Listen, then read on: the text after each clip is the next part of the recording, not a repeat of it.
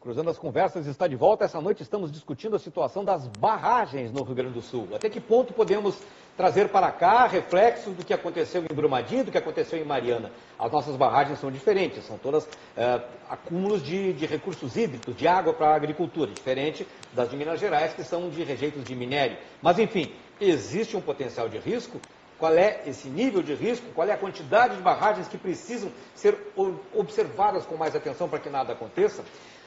Nós terminamos o último bloco conversando sobre as barragens que os próprios agricultores, os produtores rurais foram estimulados a construir, pela óbvia necessidade de irrigação, é claro, né?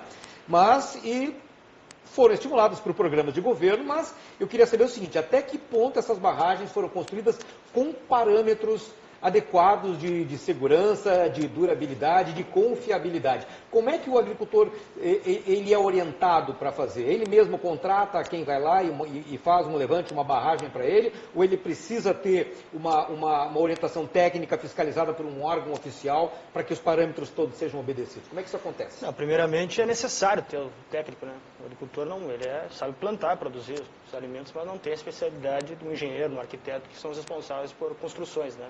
Então, como é que nós seguimos a regra? Tem o decreto estadual, que está em vigência agora, que é o 52.931/2016, que foi modificado pelo decreto 5465/2018. E ele traz no artigo 5º os procedimentos que o produtor deve buscar, obviamente que com o seu profissional técnico. Ele vai buscar um engenheiro para poder fazer o projeto da forma adequada. E ele tem que seguir. Qual seria os passos? Primeiro, ver a disponibilidade hídrica, né? Que é fundamental. Sem ter a água não tem como irrigar, né? Aí a barragem é um buraco no chão.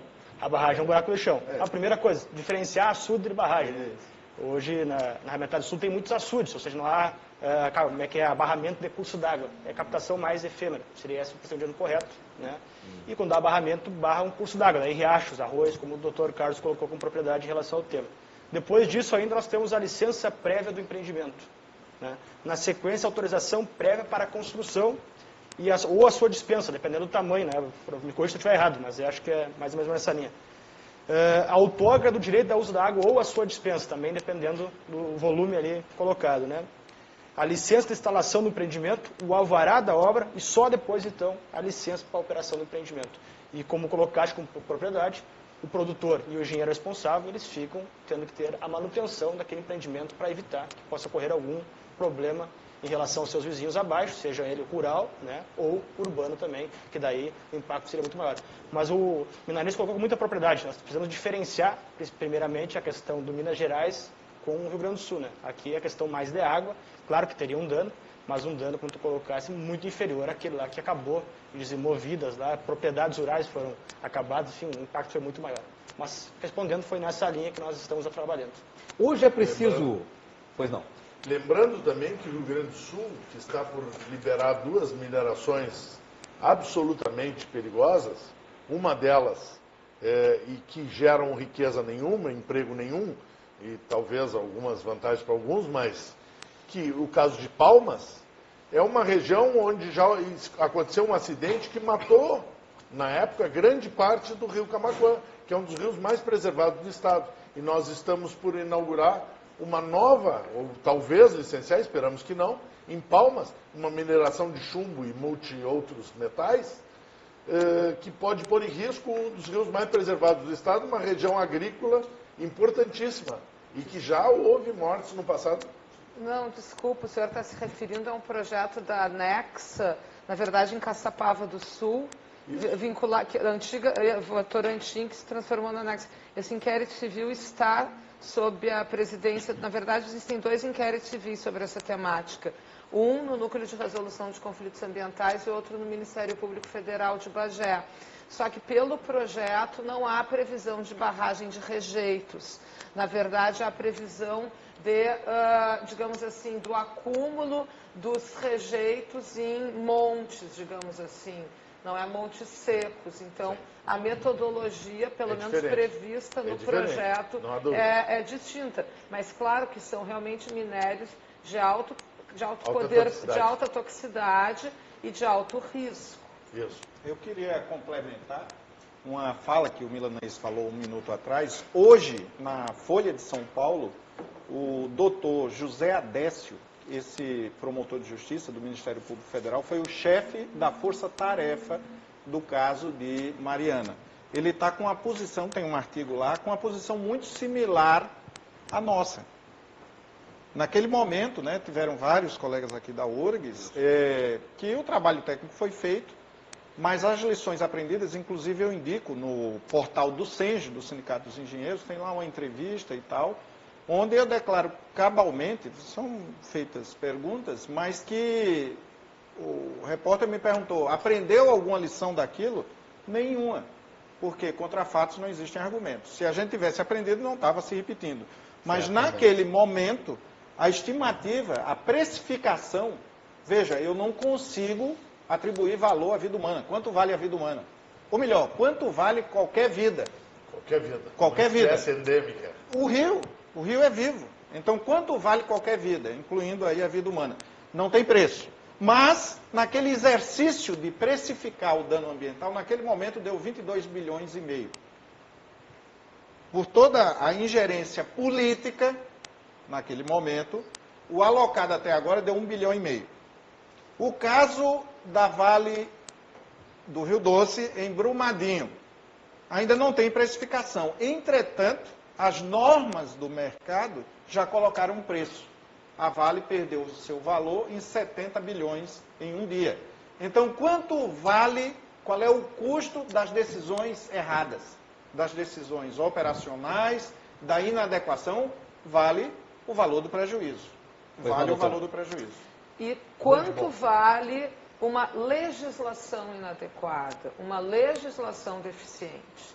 E eu até estava aqui olhando o artigo 9º e o artigo 10º, não é, da Lei de Segurança, da Lei de Política Nacional de Segurança de Barragens, a 12.334 de 2010, que é a legislação que norteia a segurança de barragens no nosso país.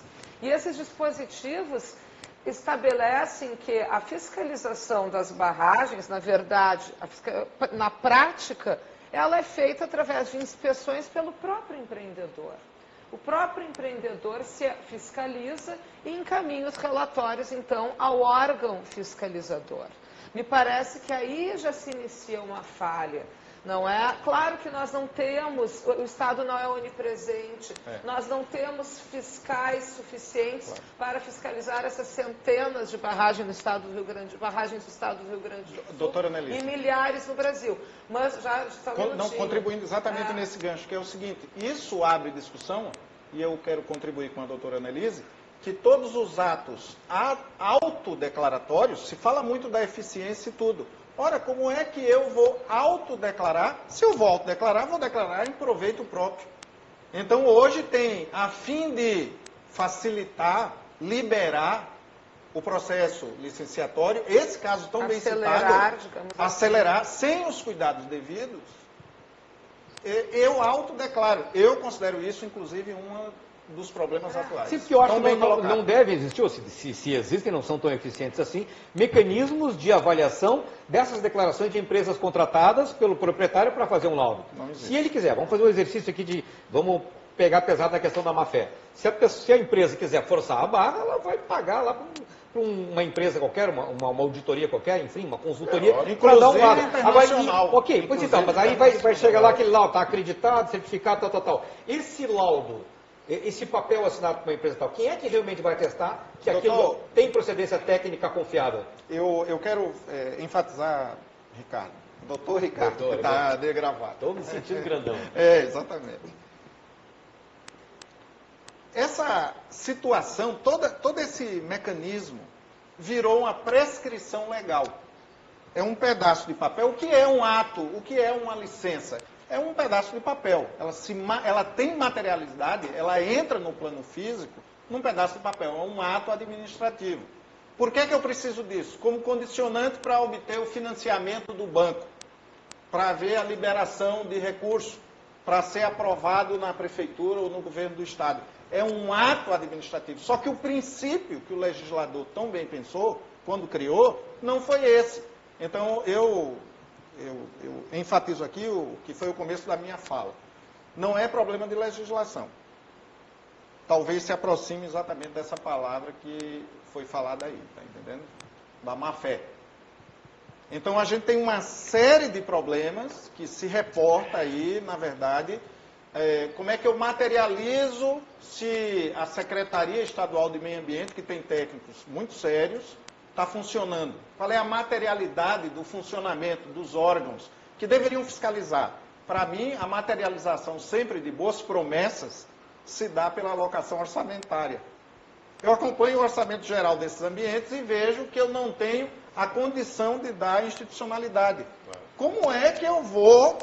Eu proponho, então, que todos nós, além de fiscalizarmos a barragem, na discussão das leis orçamentárias anuais dos municípios, dos estados e até do próprio país, a gente fiscalize se o cumprimento desse monte de promessa que já foi feito lá em Mariana e está sendo feito agora em Brumadinho, tem materialidade. Porque no plano das ideias, como está o ambiente agora, todo mundo é técnico em área ambiental, o país todo é técnico em área ambiental. Todos têm o senso comum que alguma coisa muito irregular foi feita.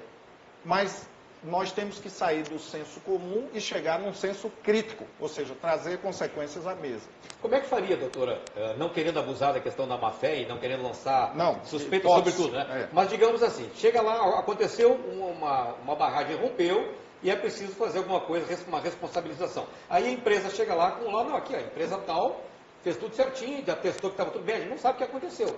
Então, até que ponto realmente esse documento, que pode ter sido, por isso que eu digo que a gente tem que não exagerar na suspeição, mas já que há essa brecha, pode ter sido um documento pago para que tenha aquele tipo de aval, né? Como é que se pode ter confiabilidade nisso a ponto de poder realmente levar adiante um processo? Como é que você age nessas horas? Primeiramente, independentemente da existência de licença ambiental, constatado, como eu disse anteriormente, estamos diante da responsabilidade objetiva. O direito ambiental, ao contrário de outras áreas do direito, prevê a responsabilidade objetiva, que nada mais é do que aquilo que eu coloquei antes, nexo de causalidade e dano ambiental. Então, a existência da licença no aspecto da responsabilização civil, ela é irrelevante. Contudo, no que tange à responsabilização criminal, aí sim o elemento subjetivo ele tem que ser bem avaliado e provado. E aí se trata daí então da configuração ou não dos artigos que eu referi anteriormente, dos crimes do artigo 67 e do artigo 69. Além desses dispositivos penais, também há possibilidade da responsabilização administrativa por parte dos técnicos no âmbito dos conselhos regionais das respectivas profissões, digamos assim. Agora, nada disso é, digamos assim, efetivo a ponto de evitar o dano, não é? E aí tem uma frase que é que eu gosto muito, que é aquela que diz que o custo do cuidado é sempre menor do que o custo do reparo. E quando nós não temos esse cuidado, e aí é muito difícil nesse aspecto que esse cuidado realmente seja levado a efeito, nada mais resta do que daí o reparo do dano ambiental. Por isso que eu ainda insisto de que a nossa legislação ambiental ela ainda carece sim, de alguns dispositivos que enfatizem, que garantam mais a prevenção do dano ambiental no que tange à responsabilização. E esse exemplo que eu dei das inspeções é um deles. Na medida em que, na questão da segurança das barragens, as inspeções são feitas pelo empreendedor. E aí eu pergunto, por que naqueles casos onde há um risco maior, nas barragens maiores, nas barragens de rejeitos de atividade minerária, naquelas onde há mais risco de uma poluição mais grave, o órgão ambiental ou os demais órgãos previstos na legislação de segurança de barragens, a Política Nacional de Segurança de Barragens, não realizam inspeções mais efetivas, mais constantes, mais detalhadas, mais cuidadosas. Ou seja, a gente precisaria ter pelo menos um critério de priorização. E para um poder fazer corpo uma licitação. técnico e também um corpo técnico. Porque, infelizmente, há uma carência de recursos por parte da União, do Estado, que viabilize essa iniciativa necessária para a garantia, para evitar os danos, para garantir a segurança. A gigante da Vale, até ser entregue para interesses externos ao Brasil, não me consta que tinha nenhum acidente. Quer dizer, ela teve uma atividade durante anos nacional e não teve esses acidentes. Então, eu acho que tem uma combinação também de entregar os interesses nacionais para estrangeiros especuladores e ainda uma fiscalização fraca que eles pegam e vão esticando ao máximo, gerando os acidentes que estão gerando. A Vale não tem isso na história dela anterior, né? E agora a Vale entregue. Bom, outra questão que eu acho importante é o seguinte: nós temos que ter claro que uma contaminação por minérios desse tipo é uma contaminação perene, né? Não tem como limpar o Rio Claro em toda a sua extensão. O Rio Doce, desculpa. E a segunda vez que eu falei. O Rio Doce não tem, porque a contaminação de reagentes, metais pesados e outras coisas, não tem como extrair. Ela vai ficar lá para sempre atuando sobre a microvida, causando mutagenicidade, causando milhões de problemas. Então, nós pegamos e concentramos um minério, que é perigoso, entende? E distribuímos ele sobre a superfície da biosfera, e ele vai atuar sobre a vida, as plantas, os animais e os humanos, por ad eternos. São metais pesados, a vida deles é muito gigante, né? Não é nem degradáveis. Então, é uma coisa de muita responsabilidade. E nós entendemos assim, a despeito. E outra coisa, o Estado, eu entendo, ele fiscaliza e ele cria para proteger o cidadão, né? Toda a fiscalização, a legislação ambiental, e para proteger o próprio empreendedor. Porque se eu fiscalizar melhor, o empreendedor reclama. Mas, na verdade, ele está sendo protegido, porque se ele fizer bem feito, ele não vai ter um passivo ambiental gigante, né? As pessoas não entendem isso, né? Acham que o meio ambiente é inimigo. O meio ambiente é o maior amigo da lucratividade a longo prazo. Nessa linha, eu quero também tranquilizar quem nos assiste, que é o seguinte: uma barragem, ela existe há milhares de anos, essas estruturas, tá? Então, o que é uma barragem? É uma máquina do tempo. Tem uma temporada que chove muito e tem uma temporada que chove pouco. Só que eu preciso de água na temporada que chove pouco. Então, ela transfere no tempo. Regulariza. Né? Regulariza. A regularização é isso. Então, no caso da agricultura aqui no estado do Rio Grande do Sul, em 2004, dos 500 municípios, deu mais de 490 com decreto estadual da Defesa Civil decretando situação de calamidade por seca. Então, como é que eu vou colocar milhões de investimento se eu não tiver a garantia do retorno do meu capital? Barragem é uma solução. O problema é sempre na mineração, na barragem, em qualquer atividade, o limite, da forma tão bem colocada pelo milanês, o meio ambiente também é outro usuário. Só que quem é o dono do meio ambiente? Todos nós, tá? Inclusive na Constituição. Então, todos nós, eu tenho que ter, sim, as atividades econômicas, mas eu não quero que no rio dos Sinos venha boiando 90 toneladas de peixe numa noite. Eu não quero que, porque chove, rompa a barragem. Eu não quero isso. E o indicador melhor da saúde é o equilíbrio entre tudo isso. Só para complementar, aproveitando aqui, nessa linha que tu colocaste, para evitar que a barragem se rompa, né? Se faz muito, né? E todos os produtores estão fazendo isso, uma ligação de um açude com o outro, com os vertedouros, né? Os sangradores, que vocês chamam, na linguagem mais do engenheiro. Então, realmente, já se tem esse cuidado para que saia o mesmo volume de água que tem entrado e que tenha um nível de água admitível, né? No Rio Grande do Sul, eu destaco o trabalho ímpar da assessoria técnica, especificamente para o setor agrícola, da Emater. São grupos aí de extensionistas que, com certeza, podem, no caso do setor, ajudam, além de todo o apoio técnico, né?